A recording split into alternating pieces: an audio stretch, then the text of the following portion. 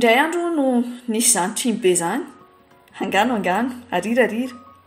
teny nanamarika ny fahazazan'ny ray aman-dreny sy ny tanora efa zokonjokony ihany nefa asa ny ampita tamin'ny tanora sy ny ankizy ankehitriny ve mahafantatra ny trimy be ve ny zaza malagasy amin'izao fotoana izao mahalala hoe izy zany kioto fetsy iza koa imahaka ary faramalemy sy kioto be kibo anadahany na koa ivorom-be sy maitso anala ritsingory sy ny sisy tsy de loatra intsony hoy ry zareo avy ao amin'ny fikambanana Tsiloky fikambanana ivondronana tanora maromaro zay mbola kely mbola tantaraina angano daholo fa ny ankehitriny no efa somary tsy haiko fa mbola misy manao zany amin'izao fa ny hitanay zao tamin'ny izay nanomboka fifaninana nolazaina ny fifaninana zany hoe angano thème na midingana voalohany na midingana faharoa dia nanome angano telo izay dia iboli Beniomy sy Volanta dia Ikalanoro dia nahatsikatra izay hoe be dia be mihitsy ny ankizy manontany hoe fa iza moa zany iboli iza zany Beniomy sy Volanta hita anaty boky ve zany fifaninanana mamadika ny angano sary natokana ho an'ireo tanora mpanao sary ny hetsika harira tanora efa nahaino angano tanora mahafantatra angano tanora mahay mitantara angano no tsy maintsy mifaninana araka izany ankoatra ny fahaizany sary tamin'ny angano tadidiny ny tantarainy ray aman-dreny azo fonikely araka izany no ny aingan'ny aingam-panahiny sasany amin'ireo mpifaninana mbola kely resaka tantarainy bebeanay foana moa zany ohatraohatry zao trimy be santara zany avy amin'ny imagination zay zava-tsaina tena maro dia ny safiditra angano nataoko dia silakony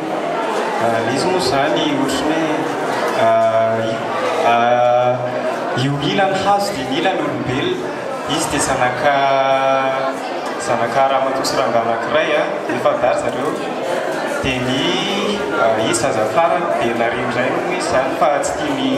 izy telona hoe araka ela amin'izareo fa hoe ratso ny ampahafantatra indray ny fisian'ireny angano ireny ao anatin'ny kolotsaina malagasy no tanjon'ny hetsika harira karakarain'ny fikambanana Tsiloky tanjonay amin'ny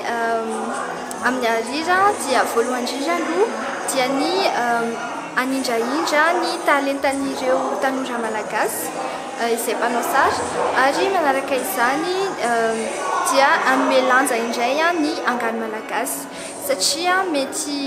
efa mety somary lefy zany eo amin'ny fiarahamonina ankehitriny hoe mitantara angano ny ankizy zany alohan'ny atory sy ny ohatrany dia natao teo amin'ny sary ilay izy satria sary to dia vao mahita ianao dia fantatrao hoe ity ilay izy satria ny angano manko tantaraina dia ao anaty eritreritra ilay izy fa anatin'ny sary kosa dia hitanao maso mihitsy hoe izao ilay angano tantaraina ilay angano atao tsara zany ilay izy ohatry hoe mireprésente les zavatra nitantarain'olona tamin'ny taloha le ohatra hoe dadabe sy bebe mitantara angano ireny dia hitanao eo zany izy hoe ve ohatran'izao le tarihan'ilay olona tantaraina rehefa représente ny olona absehoan'ilay olona zany hoe zao amin'ilay olona zao ny imagination amin'ilay hoe le personnage nitantaraina ie tena mampita tsara ilay izy satria vao mahay mampiroborobo ny kolotsaina malagasy ilay izy